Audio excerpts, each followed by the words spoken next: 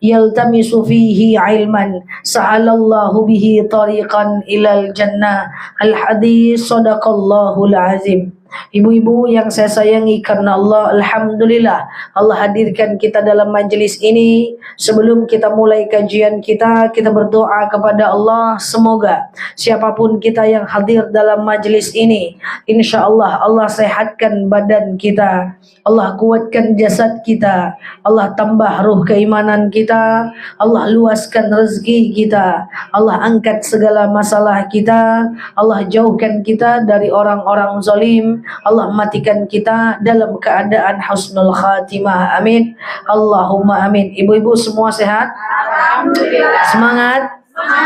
Haus atau lapar? Atau ngantuk? Ngantuk ya? Oke. Oke, baik ya. Ini wajahnya bukan wajah ngantuk, bukan. Wajah lapar, bukan. Bukan juga wajah haus, bukan. Wajah penuh luka. Selanjutnya innallaha wa malaikatahu yusalluna 'alan nabi ya ayyuhalladzina amanu sallu 'alaihi wa sallimu taslima. Salawat salam kita hadiahkan kepada baginda Rasulullah sallallahu alaihi wasallam dengan lafaz Allahumma salli ala Muhammad wa ala ali Muhammad. Ibu-ibu yang saya sayangi karena Allah, kita lanjutkan kajian kita. Minggu lalu kita membahas tentang bab tauhid ya. Nah, kemudian untuk sirah kita minggu lalu membahas terkait dengan bab Bilal bin Rabah ya. Bagaimana Bilal itu menjadi hamba Allah yang kokoh menetapkan akidahnya. Nah, sekarang kita bahas supaya dia berlanjut. Kita akan membahas kisah tentang yang belum pernah saya sampaikan. Kalau Bilal sudah pernah ya. Kita bahas kisah yang belum pernah kita sampaikan, yaitu kisah Sumayyah. Keluh. Itu nggak bisa kan? Oh ya. Kisah Sumayyah ya. Keluarga Ammar ya. Jadi istrinya namanya Sumayyah, suaminya namanya Yasir, anaknya namanya Ammar. Ini kayak kisahnya satu keluarga ini semua calon ahli surga nih. Ya, jadi keluarga itu kan tidak ada yang sempurna, betul Bu ya? Contoh Fir'aun itu suaminya masuk neraka, istrinya masuk surga. Jadi kalau ada na'udzubillah di antara kita, suaminya maksiat, tak mau sholat, istrinya rajin majelis taklim, rajin ke masjid, rajin ibadah, sementara suaminya nggak sholat, itu biasa. Itu polanya keluarga Fir'aun. Walaupun kita nggak pengen seperti itu ya. Tapi ini membuktikan bahwa iman tak bisa diwariskan. Istri yang soleh. Nah, sama seperti sebaliknya. Ada yang suaminya maksiat, suaminya taat, istrinya maksiat. Contoh keluarga Nabi Nuh dan Nabi Lut. Nabi Nuh dan Nabi Lut itu suaminya itu ahli surga, dapat membantu istri dan anaknya untuk masuk ke dalam surga. Jadi kalau ada kita melihat seorang ulama, seorang ustadz, lalu kemudian anak dan istrinya belum hijrah, kita tidak usah. Nabi saja tidak bisa mendolong istri dan anaknya, apalagi manusia biasa. Jadi kalau kita ingin makanya berkali-kali saya sampaikan bahwa unzur maqala wala tanzur man qala. Lihat apa yang disampaikan, jangan lihat siapa yang menyampaikan. Kalau kita lihat siapa yang menyampaikan, orang tidak ada yang sempurna. Ya, udah mantap-mantap ceramah misalnya seorang ustadz ya, tahu-tahu dia poligami, lalu tahu-tahu ibu tinggalkan. Jangan ya, itu poligami itu urusan dia dengan Allah ya. Nah, artinya kita ambil aja hikmah dari apa ilmunya. Misalnya ada orang ceramah tapi dia nggak sekolah. Saya selalu bilang, sejak kapan yang sekolah yang boleh ceramah? Balighu anni walau ayah. Berikan ilmu walaupun satu ayat. Tak sekolah pun dia, tapi kalau yang dia sampaikan adalah benar, maka dengarkan sajalah. Kita ini kalau mendengarkan orang, memang sangat tidak boleh melihat orangnya. Hanya boleh unzur maqala wala tanzur man qala. Lihat apa yang dia sampaikan, jangan lihat siapa yang menyampaikan. Belajarlah kita daripada Ali bin Abi Thalib yang juga mengambil hikmah dari orang Yahudi. Belajarlah kita dari Abu Bakar, orang tua yang selalu ingin belajar dengan Ali bin Abi Thalib, padahal usianya jauh lebih muda dibandingkan usia Abu Bakar. Nah, sama dengan ya, kalau kita lihat di mana-mana tempat, nauzubillah, semoga bukan kita, tapi kalaupun terjadi nggak jadi masalah ya. Seorang ustadz yang pada akhirnya terjebak dia maksiat kayak gitu ya, itu tanda dia manusia. Apapun yang dia sampaikan selagi benar, dengarkan.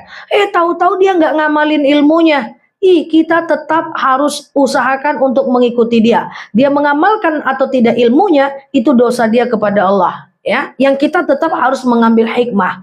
Nabi Nuh dan Nabi Lut, istri dan anaknya masuk neraka. Coba bayangkan. Fir'aun, istrinya masuk surga. Coba bayangkan. Ini adalah bukti, ingin belajar apapun, lihat dari ilmunya, bukan lihat dari sosoknya dan orangnya. Kita akan menjadi orang yang tidak sangat bijaksana ketika kita lihat dari orang. Saya sering ya mengalami misalnya masa-masa futur. Futur tahu nggak futur? Futur tahu nggak? Gimana caranya ya? Ya, futur itu adalah masa di mana futur. Futur itu masa di mana males gitu ya. Males, leleh gitu ya. Pokoknya masa kulminasi ya. Kulminasi misalnya banyak aktivitas.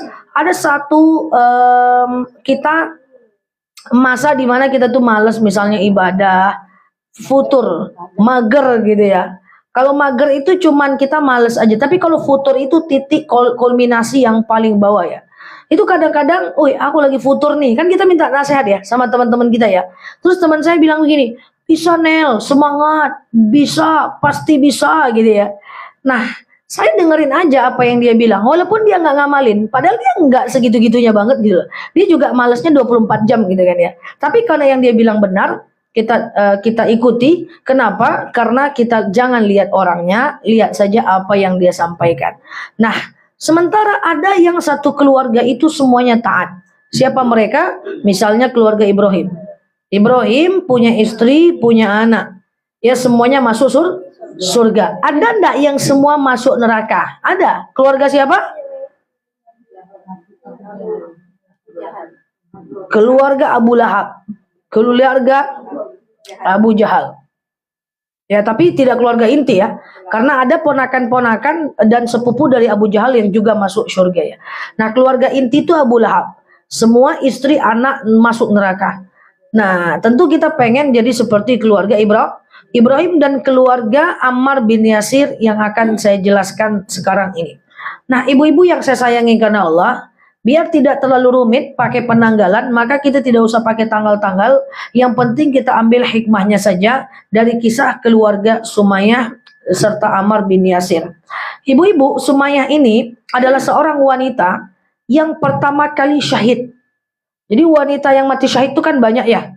Nah, yang pertama kali mati syahid mempertahankan akidahnya, itulah namanya Sumayyah. Tapi kalau wanita yang pertama kali masuk Islam siapa? Khadijah. Wanita yang pertama kali mati syahid siapa? Adalah Sumayyah. Ya, Sumayyah ini wanita pertama kali syahid di jalan Allah Azza wa Jalla. Ibu-ibu yang saya sayangi karena Allah, saya ulangi lagi sebelum saya jelaskan. Apa itu mati syahid? Mati syahid itu adalah mati dalam keadaan memperjuangkan agama Allah. Seperti mati dalam keadaan berperang, itu mati syahid. Mati dalam keadaan berperang, itu mati syahid. Nah, sekarang ini kan gak ada peperangan. Tapi saya pengen mati juga dalam keadaan syahid. Nah, bagaimana cara mati dalam keadaan syahid? Kalau sekarang ini caranya kan banyak ya. Misalnya jaga wudhu 24 jam, meninggal syahid, meninggal saat baca Quran, meninggal saat sholat di masjid, meninggal saat taraweh, meninggal saat majelis taklim, meninggal saat zikir, meninggal saat ibadah, itu semua mati syahid. Nah, apa beda mati syahid dengan mati husnul khatimah? Kalau mati syahid itu adalah top 1. Mati syahid adalah top 1. Orang yang mati syahid tidak akan merasakan sakitnya mati, tidak akan merasakan hari perhitungan, langsung masuk surga. Itu top 1 dia. Mati syahid itu top 1. Makanya saya sering bilang, sebelum saya lanjut kisah Sumayyah, ibu-ibu usahakan gimana ceritanya mati syahid itu harga mati gitu loh. Kita pengen mati syahid, ya jagalah wudhu 24 jam, rajin hadir aktif pengajian, kurangi yang mubah, kurangi jalan-jalan ke mall, ke mana-mana ya, nganga-nganga, duduk-duduk, nongkrong-nongkrong, nongki-nongki. Mati saat nongki itu nanti tidak jadi syahid. Nah, makanya hidup kita ini memperbanyak yang sunnah, memperbanyak yang wajib. 24 jam kalau bisa itu hanya 20 jam untuk yang sunnah, untuk yang mubah. Selebihnya arahkan ke yang wajib, ke yang sunnah.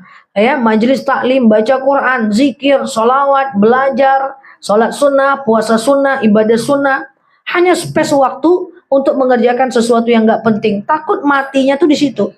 Makanya saya sering bilang ke jamaah Nurul Mawaddah, kita nih udah lama ngaji, udahlah kita karaoke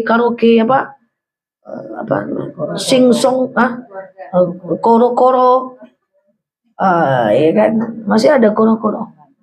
Oh, masih ada. Alamatnya di mana? Jalan Nangka deh. Pasar Buah ya. Ajan dibilang jalan dia. Iya. Caca enggak tahu ya. Koro-koro, karaoke itu udahlah, iya kan? Udahlah. Matinya di situ, boom, langsung sentrum ya kan. Nah, kita sementara pengen mati syahid ya. Saya sampai sekarang ya, percaya atau tidak, kalau ke mall itu saya nggak pernah parkir di dalam. Karena demi Allah, saya tidak pernah lama di mall itu. Saya parkirnya kalau SKA itu di depannya aja, dekat orang jual sate, jual mie ayam. Kan sebentar aja kan. Dan saya tidak pernah jalan kalau ke mall. Memang dari parkiran luar tepi jalan itu, saya lari, cari barang yang mau saya ambil. Saya keluar lagi lari, gitu loh. Nah, kenapa saya lari? Apakah ada hal yang saya kejar? Memang nggak happy aja gitu. Kalau ibu ada masuk ke mall lalu kemudian ibu, wah, hati-hati tuh. Harusnya kita nggak suka dengan keramaian itu ya. Tempat yang banyak disukai oleh setan adalah pasar. Kecuali untuk yang jualan, mall tempat perbelanjaan. Iya kan? Masa ibu bestie sama setan? Tan gitu ya. Di tempat kita di tan kan nggak kayak gitu kan. Jadi kalau ada kita itu yang masuk mall itu semeringah, itu hati-hati tuh. Dan kakak kandung saya pun ngomong, mau tengok kapan Nela cemberut, ajak aja ke mall.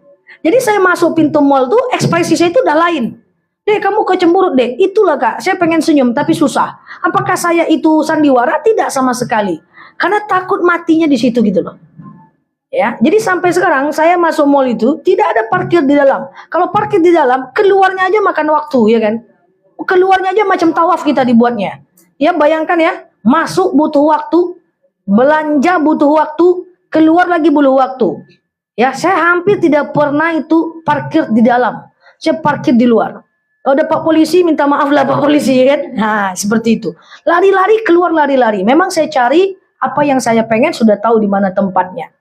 Jadi maksud saya adalah, kalau kita ingin mati syahid, itu kita kejar ibadah itu kalau bisa yang sunnah dengan yang wajib. Dalam 24 jam itu, kita jangan buang-buang waktu, karena kita nih pengen mati syahid.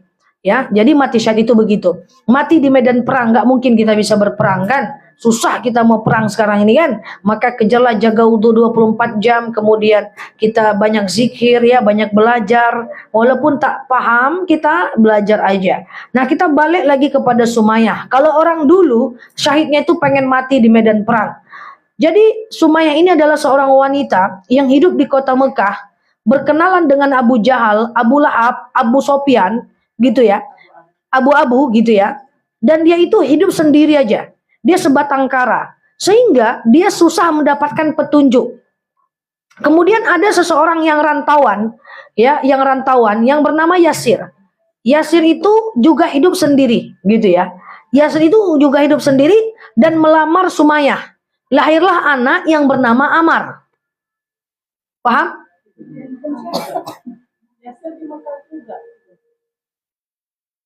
Apa? Bunyi apa? Handphone siapa? Oh iya. Oh ya, jadi begini. Sumayyah punya istri. Sumayyah ini hidup sebatang kara dan dia itu tidak bisa mendapatkan kebenaran. Jadi sulit dia mendapatkan kebenaran. Makanya ilmu itu harus dicari ya, Bu. Nah, kemudian Sumayyah ini dilamar oleh seseorang yang bernama Yasir. Lahirlah seorang anak yang bernama Amar. Makanya ibu kalau dengar seorang anak bernama Ammar, namanya Ammar bin Yasir. Berarti nama bapaknya siapa? Yasir. Nama anaknya Ammar. Nama istrinya Sumayyah. Sumayyah ini wanita yang pertama kali masuk Islam. Bagaimana cara masuk Islamnya? Cara masuk Islamnya lain. Cara masuk Islam setiap orang itu berbeda-beda. Kalau Umar bin Khattab masuk Islamnya karena mendengar adiknya membaca surat Toha ayat 1 sampai 14. Ya kan? Kalau Sumayyah ini masuk Islamnya melalui anaknya. Suatu ketika Ammar ini sudah balik berakal, dia udah mengira bahwa akan ada kebenaran yang berasal dari Muhammad Rasulullah SAW. Lalu Ammar bin Yasir itu pergi berjalan bersama Abu Bakar. Jadi Abu Bakar ini didatangi oleh jadi Ammar didatangi oleh Abu Bakar. Wahai anak muda, maukah engkau aku kasih tahu satu petunjuk, yaitu tentang agama yang paling benar dibanding agama-agama yang kau lakukan sebelumnya? Boleh ya Abu Bakar, dia kan itu berteman semua itu, tim aja tuh semuanya. Datanglah Ammar ditemani oleh Abu Bakar, datang ke rumah Rasulullah Shallallahu Alaihi Wasallam. Nah, ketika datang ke rumah Rasulullah Shallallahu Alaihi Wasallam, Rasulullah menjamunya, kemudian Rasulullah memberinya makan dengan sopan. Padahal dia beda agama saat itu dengan Rasulullah. Dan Ammar bin Yasir itu merasa kagum. Ini kok orang sopan banget ya. Ini kok orang mau menghargai orang lain ya. Belum kenal disuruh masuk ke rumah dengan sopan, dikasih air minum gitu ya. Lalu kemudian saat itu Ammar berkata kepada Rasulullah, apa agama yang engkau bawa? Apa kata Rasulullah? Rasulullah mengatakan, kami membawa agama Allah Azza wa Jalla, yang mana Allah itu tidak sama dengan makhluknya, tidak beranak dan tidak diperanakkan, tidak ada yang tahu di mana dia berada, tapi dia juga layak disembah dan dia itu lebih kuat dibanding kekuatan makhluk. Saat itu Ammar mengatakan, lalu di mana itu Allah Azza wa Jalla? Ya, kalau dia bilang berhala jelas ada di dalam Ka'bah waktu itu. Ya, kemudian Lata, Uzza, Mana, Wusto itu nama berhala. Jadi kalau lahir anak jangan kasih nama Lata. Lata itu nama berhala, Uzza itu juga Mana, Wusto itu juga nama berhala ya. Tapi udah telanjur nggak apa-apa. Ujungnya diganti. Nah gitu ya.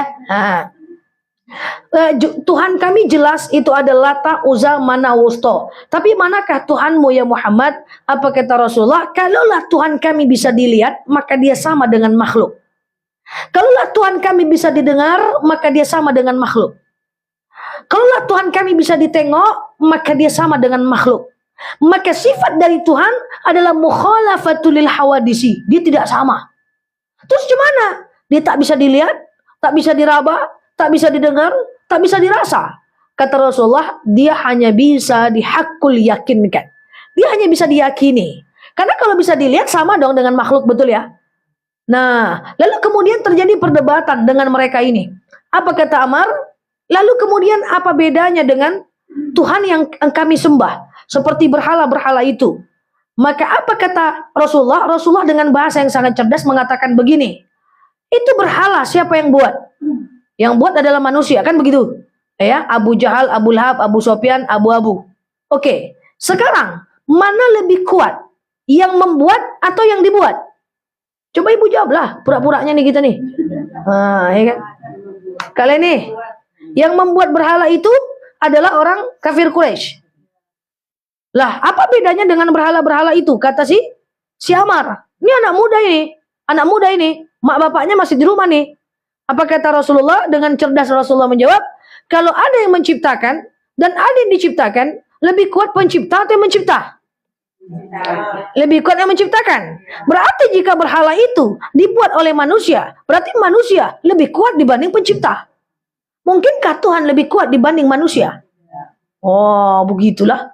Tuh buka uyu pulo yuk, kata si Ammar gitu kan. Nah, kan gitu ya. Berhala dibuat, yang membuatnya manusia. Berarti yang pencipta manusia. Lah, dia diciptakan. Mana mungkin Tuhan itu diciptakan? Tuhan itu mencipta. Begitu. Karena waktu itu budaya orang Arab adalah dia buat kue. Arab ini bukan Arab ini kan nama daerah ya. Arab itu kan ada yang Yahudi, ada yang Muslim ya. Arab itu kan nama daerah ya. Waktu itu budaya orang Arab dia buat kue dalam bentuk mukanya sendiri, dia tempel di Ka'bah, lalu kemudian dia tawaf, dia makan. Ya, dia buat lukisan dengan mukanya sendiri, dia tempel di Ka'bah, dia tawaf. Makanya itu sebab lukisan tak boleh sampai sekarang. Ya kan? Kue-kue dibuat dengan tangan berbentuk manusia, hewan tidak boleh. Karena itu budaya yang mengandung unsur agama menurut orang Yahudi. Ya, dia lukis wajahnya sendiri, dia tempel-tempel di dinding Ka'bah. Dia tawaf, kemudian dia makan. Makanya foto boleh, lukisan nggak boleh. Ini sebabnya, asbabnya. Ya kan? Foto boleh, hasil teknologi, lukisan nggak boleh. Ya kan? Ini sebabnya ya. Lalu kemudian berarti lebih kuat yang mencipta dong. Berarti yang menciptanya siapa nih? Berhala kalian atau kalian yang menciptakan? Kami yang menciptakan. Lah berarti kalian Tuhannya. Kan begitu ya? Dibolak-baliklah logika ini kepada Rasulullah dengan bahasa yang baik. Ya, bukan mendebat tapi membuka mindset. Makanya ada dalil ud'u ila sabili rabbika bil hikmah wal mau'izah. Ajak orang itu kepada jalan kebaikan dengan hikmah dan pengajaran yang baik, bukan dengan menyinggung, menyindir atau menyakiti. Lalu kemudian karena logika ini, kemudian Asma dan karena akhlak, Asma kemudian menyatakan asyhadu alla ilaha illallah wa asyhadu anna Muhammadar Rasulullah. Hanya dengan ngomong syahadat kita bisa masuk ke agama Islam. Makanya kadang-kadang sehari-hari kita ini suka melakukan kesyirikan. Kadang-kadang percaya kepada mitos. Kadang-kadang percaya kepada Sio, Scorpio, Sagittarius, Neptunus, Gemini, Pluto. Enggak ada ya. Bintang Sio. Kadang-kadang percaya dengan ini tahun ular, ini tahun kerbau, ini tahun macan. Itu kan semua syirik ya. Miskin kaya neraka surga, miskin kaya neraka surga. Ya, ubun-ubun 2 itu tanda nakal. Ya kalau 1 tanda baik. Ya kalau bersambung alisnya itu tanda baik. Kalau berpisah itu tanda nakal. Kalau kayak Kak Fia ni Allah. Perempuan tidak boleh duduk depan pintu, nanti dapat suami tak dapat suami. Wanita hamil jangan dikasih hadiah dulu. Nanti dikasih hadiah dia dulu pamali. Perempuan itu harus nyapu bersih, kalau ndak suami brewok. Ya. Ya, kok gerak-gerak mataku ya? Itu tanda ada yang menceritakan aku, kepedean banget. Ya. Kemudian tengok jari tangan ke tangan ya. Tangan itu kalau ini tanda orang susah nih. Gatal-gatal tanda terima duit ya kan. Tai lalat di punggung tanda beban hidup banyak ya kan. Iya kan. Tai tangan di tangan tanda kita suka minta-minta, itu semua syirik. Tak boleh itu. Makanya kenapa kita selalu solat? Kenapa harus solat? Karena dalam tahiyat akhir ada asyhadu an la ilaha illallah wa asyhadu anna Muhammadar Rasulullah. Makanya 5 kali disyahadatkan terus. Takut syahadat ni rusak. Karena syirik kecil. Jangan percaya juga itu lagi. Innallaha yaghfiru dzunub wa yaghfiru ma duna dzalika illa syirik. Allah akan mengampunkan semua dosa kecuali syirik. Jadi jangan ya, kita tak nyembah berhala, tapi kadang-kadang kita percaya dengan sesuatu yang tak bersumber dari Allah. Ya, coba ini perhatikan ini bab tauhid. Ibu, ya Bu punya suami, Bu. Ibu lebih percaya sama suami orang dibanding suami Ibu. Sakit nggak hati suaminya? Sakit. Kok kecil suaranya? Enggak saja, suami saya biasa-biasa aja nyoy. Ada suami ibu lebih percaya sama orang dibanding suami ibu. Sakit hati suami?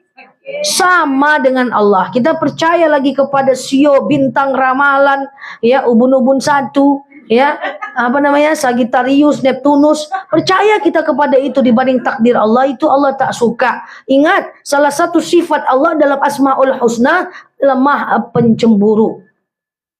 Ibu jangan cemburu-cemburu kali, miriplah kayak Allah, nanti masa sama lah dengan Allah ya kan. Jadi biasa-biasa aja lah, cemburu ala-ala Aisyah jadilah ya kan. Nah ibu-ibu yang saya sayangi kan Allah, nah begitu ya. Jadi terjadilah dialog ya, dan akhirnya Asma masuk Islam. Siapa tadi? Ammar masuk Islam ya. Lalu dia buru-buru tuh, jujuk, buru-buru datang ke rumahnya.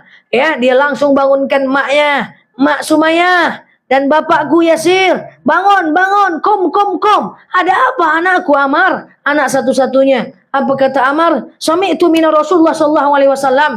Aku mendengar dari Rasulullah bahwa Tuhan kita tuh salah. Salah gimana? Masa kita nyembah berhala? Lah emangnya kenapa kita nyembah berhala? Sama dengan Abu Lahab, Abu Jahal, Abu Sufyan. Itu agama nenek moyang kita. Iya, tapi kan berhala tuh kita yang buat. Emangnya kenapa? Lah kalau kita buat, kita yang pencipta atau dia? Oh iya juga ya, berarti kita yang pencipta ya. Oh berarti dia lemah. Iya lemah. Masa kita menyembah yang lemah? Dia tidak bisa memberikan kita makan, dia tidak bisa tidur, dia kita buat. Ya, dia tidak bisa ngapa-ngapain, itu benda mati. Berarti kita penciptanya. Berarti Tuhan kita salah. Lah, gimana jadinya? Apa kata Rasulullah? Rasul pernah berkata, salah satu sifat Allah mukhalafatul lil hawadis, yaitu berbeda dengan makhluknya. Jadi Tuhan yang mana? Ya Tuhan yang tak bisa didengar, tak bisa disentuh, nggak bisa dilihat, tapi hanya bisa diyakini dengan hakul yakin. Apa bukti Tuhan ini ada? Diciptakannya yang tidak ada menjadi ada. Bayangkan bayi dalam perut, siapa yang kasih makan kalau enggak Allah? Bayangkan dunia ini, siapa yang ciptakan kalau enggak Allah Azza wa Jalla? Langsung ibu bapaknya itu sami'na wa ata'na. Langsung masuk Islam, dua-duanya satu rumah. Artinya apa? Ini adalah fakta bahwa kebaikan tidak hanya datang dari orang tua yang soleh, kebaikan bisa datang dari anak yang soleh. Berapa banyak sudah data menyebutkan mak bapak tak solat, anak dimasukkan pesantren, nyampe rumah anaknya solat, mak bapaknya pun jadi solat, betul? Jangan kuat-kuat kali bilang betulnya. Jadi ya, berapa banyak mak bapak tak solat menengok anaknya soleh, diciumnya tangan maknya, mak bapaknya, kemudian dia hafal Quran, lalu kemudian anak menjadi anak yang soleh, orang tua menjadi orang tua yang soleh. Ya, maka keimanan bisa turun dari siapapun, baik dari yang tua ke yang muda, dari yang muda ke yang tua, itu sama. Masuk Islam semuanya. Dan ketika mereka masuk Islam di kota Mekah, ini ceritanya di Mekah, mereka bukan orang Madinah ya. Ini Mekah, maka mereka mulailah terjadi drama dalam kehidupan mereka. Nah, untuk Abu Lahab, Abu Jahal, Abu Sufyan, itu kan mengemban agama nenek moyang mereka. Saya udah pernah sampaikan kepada ibu-ibu, saya review sebentar. 13 tahun Rasul berdakwah di kota Mekah, itu nggak sukses. Lama loh Bu, 13 tahun itu. Rasul dakwah di kota Mekah 13 tahun nggak sukses. Yang masuk tuh cuma dikit, itu aja orangnya lah. Ya Abu Bakar, Umar bin Khattab, Bilal bin Rabah, gitu-gitu aja orang itu. Dikit aja tuh Khadijah, ya kan? Nggak sukses di kota Mekah. 13 tahun tuh lama. Berarti dari anak ibu kelas 1 SD, sampailah dia kelas 13 tahun loh. SD sampai SMA, sampai semester 1. Iya, dari 1 SD sampai kuliah semester 1 dia. Kan 13 tahun kan? 13 tahun tuh dari SD dia berdakwah, cak-caknya gitulah. Sampai anak ibu kelas 1 semester 2 di kampus, itu dakwah Rasul hasilnya gitu-gitu aja. Kenapa? Sementara di Madinah setahun banyak orang masuk Islam. Baru setahun aja udah banyak orang masuk Islam. Maka di Mekah 13 tahun, di Madinah itu 10 tahun. Kenapa? Saya udah pernah jelaskan kenapa. Masih ingat nggak? Lalu pola Ustaz, ya jelaskan aja lah Ustaz. Karena di Mekah itu orangnya udah merasa dirinya pinter, dan di Mekah itu isinya orang kaya semua. Ya, kayak Abu Lahab, Abu Jahal, Abu Sufyan, itu orang kaya, itu orang sedekahnya banyak tuh Bu. Ya, Abu Lahab itu sedekahnya banyak, itu orang dermawan semua itu. Akidahnya aja yang rusak. Itu orang dermawan semua itu. Jadi Abu Jahal, Abu Lahab, Abu Sufyan, Abu-Abu itu orang kaya, orang berilmu pada masanya, tokoh masyarakat. Jadi jauh lebih susah dakwah di kalangan orang yang merasa dirinya hebat, merasa dirinya pintar, merasa dirinya itu kaya, dibanding kondisi orang Madinah. Orang Madinah Bu, itu luar biasa. Waktu Rasulullah hijrah ke Madinah, itu orang Madinah itu susah. Mereka saling bertekuk, saling berantuk, saking berantam antar suku. Ada Arab al-Musta'ribah, al-Mudarabah, al-Baidah. Mereka berantam, mereka susah. Datang dakwah, mereka tertekan dan mereka menyatu dengan Rasulullah. Dan sampai sekarang terasa. Coba ibu pergi ke coba ibu jalan-jalan ke kota Mekah, umrah ke kota Mekah. Coba ibu jalan-jalan di sekitaran Masjidil Haram. Beda enggak bentuk polisinya? Polisi di kota Mekah, asik mari-ari aja. Coba bayangkan ibu tinggal ke Masjid Nabawi, lembut, damai gitu ya. Tapi itu memang karakternya. Mekah itu memang karakternya mungkin karena negaranya itu dataran rendah, dataran tinggi, perbukitan. Jadi situasi panas. Mereka bukan marah, suara mereka aja yang gede. Tapi kalau di Madinah, coba tengok polisinya. Ah, damai sekali ya. Tentram, karena Madinah itu enak. Tempat tinggal enak, ya datarannya datar gitu ya. Nah di Mekah itu rata-rata orang keras. Jadi ini membuktikan dakwah di kota Mekah itu jauh lebih sulit karena orang pinter. Nah apakah sekarang di Indonesia dan seluruh dunia dakwah begitu? Iya. Coba dakwah di kalangan orang yang butuh ilmu, haus ilmu, pengen ilmu ya. Saya datang ke masjid, belum saya bicara lagi jemaahnya udah mengangguk, ya kan Pak? Belum saya ngomong lagi dia udah mengangguk, entah apa yang diangguk kayak. Nah ya kan, jadi begitu. Nah akhirnya drama dimulai. Apa yang terjadi? Yang terjadi adalah Asma ini karena ketahuan sudah oleh Abu Jahal, Abu Sofyan, Abu Lahab, Ammar ya. Di Ammar ini Sofyan, Abu Jahal, Abu Lahab, mereka disiksa. Disiksa dengan cara apa? Setiap siang Mekah itu panas ya. Kota Mekah itu panas ya. Hujan di Timur Tengah rata-rata itu cuma sekali setahun ya. Dan di bulan Januari dan itu pun cuma 2 hari. Ya. Nah, itu mereka jalan ya, mereka jalan ke tengah-tengah pasir dan mereka itu disiksa persis seperti siksaan yang diberikan kepada Bilal bin Rabah. Ibu pernah buka sendal jalan di pasir panas di pantai? Rasanya gimana? Pernah ya? Buka sendal, jalan di pasir yang panas. Apa kata ibu? Ih, gitu kan? Nah, atau kan gitu kan? Ih, gitu ya, pantai. Atau ibu pakai sendal jepit, kemudian ibu jalan di pasir, kena aja ujung jari itu sedikit dengan pasir, panas enggak? Panas. Jadi itulah gambaran Ammar, Yasir dan Sumayyah disuruh tidur di tengah padang pasir yang panas itu. Tuh bayangkan panasnya, tidur loh, bukan ujung jempol itu. Suruh tidur di tengah padang pasir yang sangat panas, diambil sebagian pasir lagi, diambil sebagian apakah?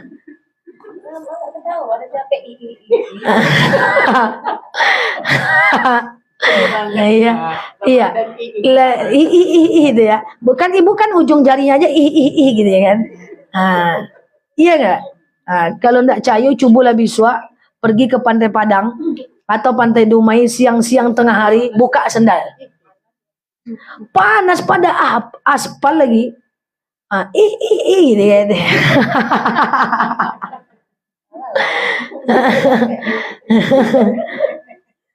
Lalu kemudian apa yang terjadi? Disuruh tidur di padang pasir. Lalu kemudian diambil sebagian pasir ditumpahkan ke tubuhnya. Coba bayangkan itu. Lalu dia cuman bilang apa? Ahad. Cuman gaya Bilal bin Rabah saja. Tidak lama setelah itu, akhirnya Sumayyah nih sendiri nih. Akhirnya Sumayyah itu diambil batu besar, diinjakkan ke dadanya. Dan akhirnya dia cuma ngomong, itu ditengok oleh suami dan istrinya. Jadi ini suami, istri dan anaknya. Enggak, suami dan anaknya.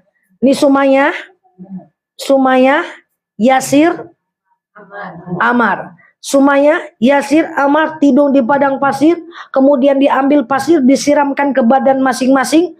Di tengah, ternyata enggak juga. Masih tetap ngomong, Ahad. Lalu diambil batu yang sangat besar, ditaruhkan ke dada Sumayyah dan dia menjerit ngomong Ahad. Terjatuh dan keluarlah air matanya, ditengoklah oleh anak dan suaminya. Bayangkan ibu, punya suami ibu disiksa depan mata. Bayangkan punya anak disiksa depan mata. Itu sakit bukan cuman fisik, tapi hati itu sakit luar biasa. Sakit luar biasa. Tapi bingungnya kita, ini Masya Allah, mereka tetap bertahan ngomong ahad. Padahal Abu Jahal waktu itu menjanjikan. Apa janji dari Abu Jahal? Kalau kalianlah murtad, aku akan senangkan hidup kalian, aku kayakan hidup kalian. Itu sama dengan janji yang sekarang diucapkan oleh Isra dan EL itu kepada masyarakat Gaza. Apa katanya? Kalau kalian letakkan senjata kalian wahai Hamas, maka aku akan buat negara Gaza ini seperti Singapura. Dibuat negara buatan, yang dimana itu sangat kaya, pendapatan per kapita tinggi, gedung-gedung yang tinggi, pekerjaan layak, uang banyak. Itulah janji oleh Israel kepada Gaza. Bayangkan. Tapi mereka nggak mau. Kami mempertahankan Gaza. Bukan mempertahankan harkat martabat warga Gaza. Tapi mempertahankan harkat dan martabat seluruh kaum muslimin. Jadi warga Gaza itu mempertimbangkan kita semua. Makanya mereka tidak menyerah. Itu kan keimanan dahsyat luar biasa. Belum ada lagi nengok warga Gaza kabur. Kalau kita asap aja kabur ke Jakarta. Hilang jemaah semua. Baru asap aja di Riau. Kabur semua. Jadi warga Gaza bilang kami mempertahankan bukan diri kami ya, mempertahankan kehormatan, muruah dan izzah kaum muslimin seluruh dunia sehingga Aqsa masih menjadi milik umat Islam kan seperti itu ya. Nah itu sama dengan Sumayyah bahwa dia bertahan itu dengan akidah yang luar biasa. Dia sebenarnya Bu hidup kita nih Bu, maaf ya Bu. Kalau tauhid dan akidah kita duduk, kita tidak takut dengan siapapun. Orang mau zolimin kita, yang penting bagi kita bagaimana kita di hadapan Allah. Oh, kita di tengah kesulitan hidup, yakin kita Allah ngasih rezeki. Oh, kita dizolimin orang lain, kita nggak khawatir karena bagi kita yang penting bukan manusia, yang penting adalah bagaimana kita bisa taat di hadapan Allah. Oh, kita lagi dalam kondisi ditipu, dizolimi, kemudian kita nggak ada uang, yakin kita narzuqukum min haitsu la yahtasib. Maka orang beriman tuh harusnya hatinya tenang, karena tauhidnya duduk. Kalau dia udah yakin, sepahit apapun hidupnya, dia tetap yakin dan percaya. Gimana ibu kalau punya suami bertanggung jawab, ganteng, gagah, bangkrut pun dia, ibu akan yakin kalau dia akan mencari rezeki, mempertahankan anak dan istrinya. Nah, seperti itulah tenangnya kita, idealnya kalau tauhid kita benar. Nah, cuman kalau tauhid kita masih belum duduk, itulah tadi itu ya. Baru dizalim sedikit, iya kan? Baru uang hilang dikit, gitu ya. Karena keyakinan tadi membuat kita lebih tenang. Nah akhirnya kita sambung cerita kita tadi. Akhirnya yang terjadi apa? Dan itu dilakukan tiap siang. Tiap siang dihalau. Setiap siang dihalau. Dikasih makan biar nggak mati. Karena kalau meninggal gimana? Tak jadi disiksa. Dikasih makan terus. Ibaratnya kalau kita mau bilang kalau mau bunuh aja lah aku, jangan siksa aku kayak gitu kan. Oh ini enggak. Nah ini tiap siang. Oh, setiap siang terjadilah itu sampai di titik kulminasi di mana Abu Jahal sakit hati sudah. Ketika mereka ditaruh, ya, mereka diletakkan tiga-tiganya, kemudian mereka cuma bisa saling melihat dan menguatkan. Waktu itu terjadi kisah sebelum kematian Sumayyah, Ammar udah pingsan.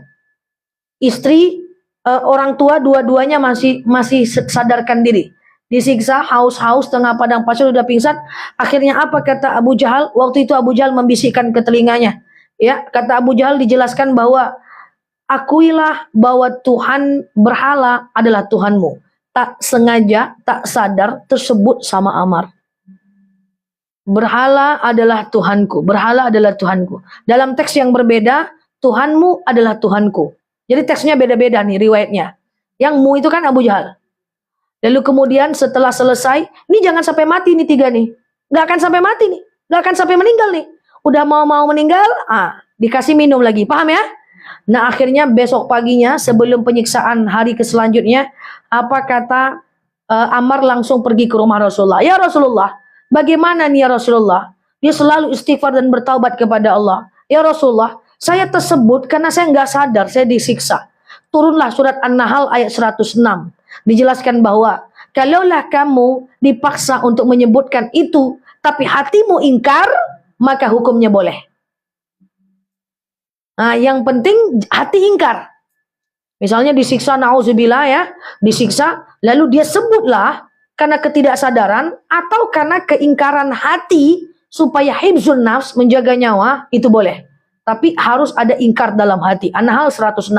Nah, ibu yang saya sayangi karena Allah, akhirnya dia tetap bertahan, dia tetap syahadat. Lalu kemudian di hari selanjutnya yang terjadi adalah apa? Yang terjadi adalah mereka ditidurkan tiga-tiganya, sakit hatilah Abu Jahal. Ini Abu Jahal mau datang nih, mau ngangkat batu nih. Sakit hatilah Abu Jahal.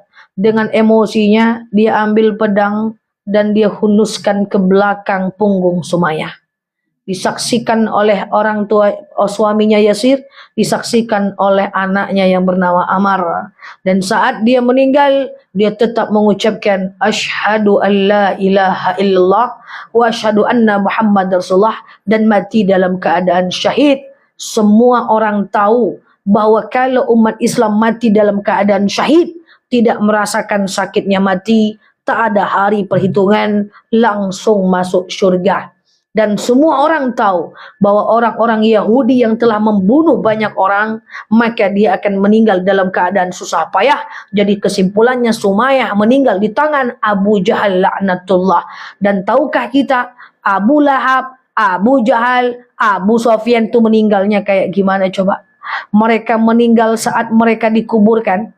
Itu sahabat-sahabat kafir Quraisy. Saat mereka akan meninggal, saat mereka meninggal, itu digali kuburannya, mayatnya jauh di sana, mayat Abu Lahab. Tahu kisah meninggalnya Abu Lahab? Tak tahu?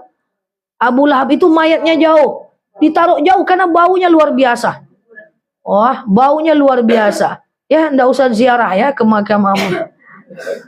Ya, ziarahlah ke makam Fir'aun ya. Ustazah, kok kita nggak doa di makam Fir'aun waktu saya ke Mesir? Teringat saya kisah itu masih. Ustazah, kita ke makam Syafi'i doa, ke makam Imam Syafi'i doa, ke makam muridnya Imam Syafi'i kita doa. Masa di piramid kita ndak doa? Ya, masa Fir'aun didoakan? Kadang-kadang lurita buang ya.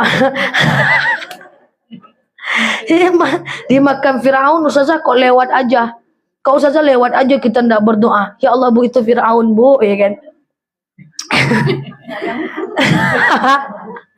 Iya kan, kadang-kadang jemaah ini lugu betul ya. Jadi jangan ziarah ke makam Abu Lahab ya. Jadi Abu Lahab itu mayatnya rencananya mau dikuburkan ibaratnya di rumah depan itu, dekat mobil saya itu. Ibaratnya mau dikuburkan di situ tuh mayatnya tuh. Saking baunya, akhirnya sahabatnya mundur. Jauh jaraknya ya. Akhirnya mundur, digali makam Abu Lahab. Pas mau mengambilnya ndak sanggup. Sahabatnya sendiri. Tahu ndak ibu cara mengambilnya? Dia ambil galah, tahu galah? Dia ambil galah kayu panjang, digeser-geser macam menguburkan binatang bernajis. Ya, tikus. Digeser-geser. Digeser-geser dan mereka semua mengkekep mulutnya. Geser-geser sampai masuk kecemplung ke tanah. Ingin menutupnya, tak sanggup lagi pakai cangkul karena terlalu pendek pakai galah. Bayangkan. Tapi orang mati syahid tak rasa sakit mati. Ya, tidak merasakan hari perhitungan. Langsung masuk surga.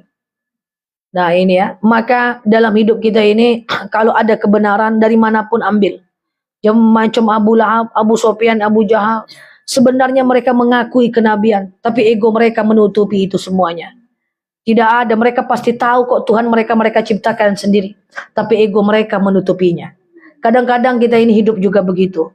Tahu kok kalau kita itu kebenaran itu datang dari orang itu, tapi ego kita menutupinya dengan kata-kata biasanya bukan ih, tapi Allah gitu kan. Allah, kau ngomong aja bisanya gitu kan.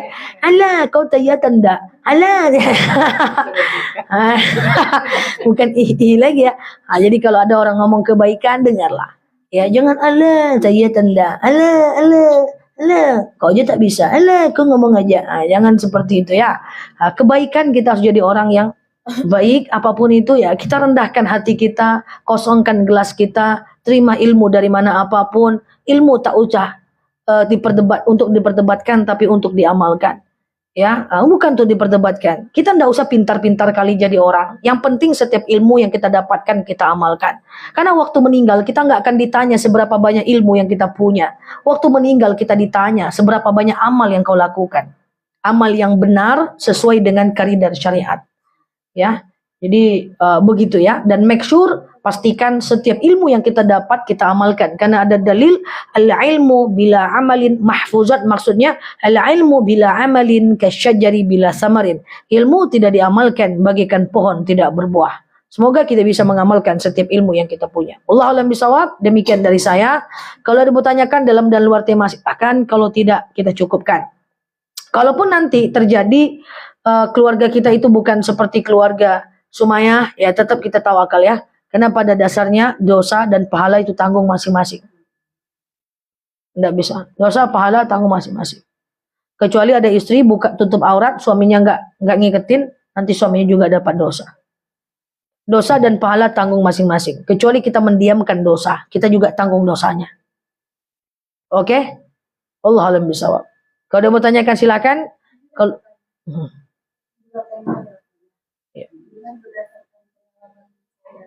ya.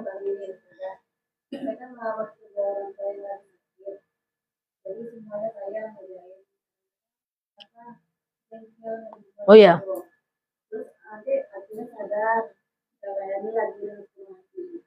Itu yang masuk catatan amal saya yang mana? Ustazah, orang tuanya sudah pikun? Lemah. Saya merawat orang tua yang sudah sakit. Ya, lemah tidak pikun. Kadang-kadang jengkel, saya ngedumel. Itu kan dosa ya. Tapi saya istighfar nih, astagfirullahaladzim, astagfirullahaladzim, astagfirullahaladzim. Lalu kemudian saya baik lagi Ustazah. Itu amal yang diterima gimana? Bu, yang penting dia nggak dengar bu. Dah. Makanya ibu lainkan laut mukanya sedikit. Ibu setting lah. Ya kan. Dia gini. Kejahatan yang dalam hati tidak bernilai dosa. Saya ulang ya. Kejahatan masih dalam hati tidak jadi kita lakukan, tidak bernilai dosa. Tapi kebaikan yang masih dalam hati tidak jadi kita lakukan, tetap dapat pahala 1. Misalnya nih, saya sebel sama Miss Rama. Tapi saya diam aja. Saya dalam hati aja. Karena tidak berefek, saya sebel aja gitu. Saya tidak berdosa. Tapi kalau saya omongkan ke Miss Rama, akhirnya dia tersinggung, saya berdosa karena menyakitinya. Jadi kalau mau suuzon dalam hati aja. Jangan diomongkan ke kali ini. Tayu tanda tuh. Nanti tetap kena dosa. Kalau udah dengar ya kita minta maaf, bagus dong. Ya jadi gini ya, tutorialnya seperti ini. Pertama, ngedubelah dalam hati. Enggak, bukan ngedubelah dalam hati. Kalau ngedumel dalam hati aja. Setelah ngedumel dalam hati, maka ucapkan istighfar.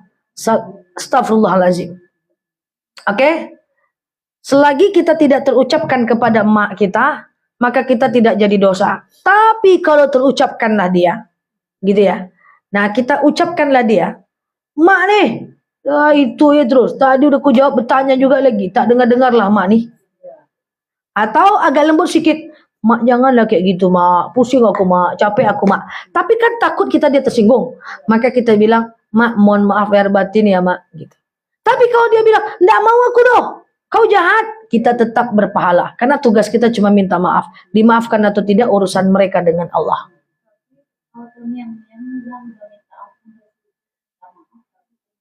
Yang terngiang kita udah minta maaf, kita pernah ngedumel, kita minta maaf sama dia udah memaafkan atau tidak, tapi kita terngiang-ngiang, nggak boleh. Jadi begini, kita kalau punya salah, tadi kita ulang sebentar ya. Pertama kita ngedumel dalam hati nggak kena dosa, istighfar aja. Tapi kalau kita keluarkan, dia menjadi dosa, maka minta maaf. Kalau udah minta maaf, sudah. Kita nggak boleh terngiang-ngiang, sujud teringat, saat baca Quran teringat, nanti ibadah sholat kita jadi nggak fokus. Jadi begini, kita boleh menyesal dan boleh bermuhasabah diri, tapi tidak boleh sampai kita itu teringat dan berlebihan. Khawatirnya nanti jadinya kita tidak percaya bahwa Allah itu maha pemaaf. Nanti tauhidnya jadi bermasalah. Paham nggak maksudnya ini? Allah maha pemaaf, kita udah minta maaf dengan manusia, kita udah mohon ampun kepada Allah, ya sudah. Next, kita lakukan ibadah terbaik untuk menutupi dosa kita di masa lalu. Kalau kita menyesal, terngiang, merasa bersalah, menyesal, terngiang, merasa bersalah, takut dosa kita nggak diampunkan, nanti tauhidnya juga bermasalah loh.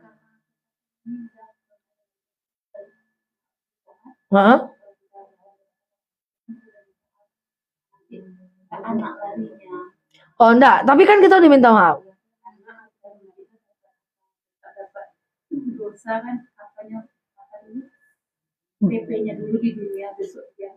Kan kita udah minta maaf. Kecuali kalau nggak selesai minta maaf, dia udah meninggal. Iya dong.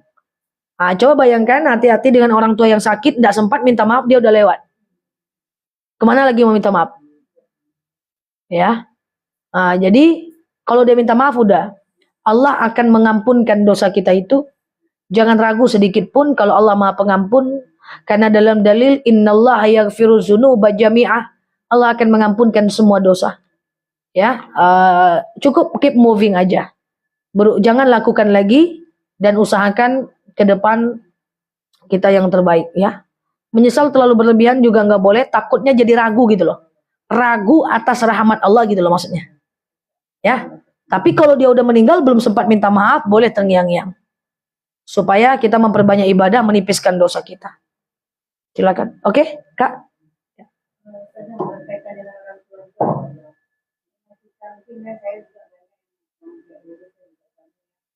Kita limpahkan misalnya kan kita punya RT misalnya dia yang membantu menolongkan membersihkan orang tua kita terus dapat pahala tak kita karena kita ada limpahkan juga ibadah. Baik.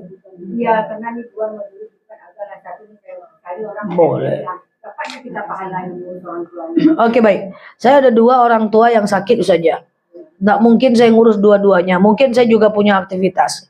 Mungkin juga saya pengen pengajian. Mungkin saya juga pengen iktikaf. Mungkin saya juga pengen taraweh. Kan gitu ya? Maka saya urus satu sendiri. Satunya lagi saya limpahkan. Saya minta bantu orang nolong. Katakan jujur saja nanti saya bayar orang itu. Apakah suster, apakah tetangga. Tapi saya make sure dalam pantauan saya saja. Karena dia adalah orang tua saya. Itu boleh aja. Nggak ada masalah. Apalagi anak perempuan. Ya, anak perempuan sebenarnya tidak ada kewajiban, tapi kalau kita melakukan itu pahalanya besar. Boleh ya, tidak harus kita di situ terus kita sampai nggak sholat taraweh, kita sampai nggak itikaf ya. Allah tetap akan menjadikan pahala mengurus orang tua itu atas kebaikan kita. Kan kebaikan bukan cuman sekedar tenaga, waktu juga kebaikan, uang juga bagian dari kewajiban. Kebaikan. Makanya kita itu dakwah semuanya kan tenaga, waktu, uang, jiwa, raga, insya Allah dapat ya. Oke, gitu ya. Clear ya? Oke. Oke. Saya pula yang kasih pertanyaan. Saya nggak bertanya. Oke. Saya berapa pertanyaan? 3 kan? Saya ngasih pertanyaan apa ya? La haula wala quwata illa billah. Oke. Pertanyaan saya adalah berapa lama Rasulullah dakwah di kota Mekah? Siap Mbak? Kak Ima? Siu. Payah. Siu. Oke, selanjutnya.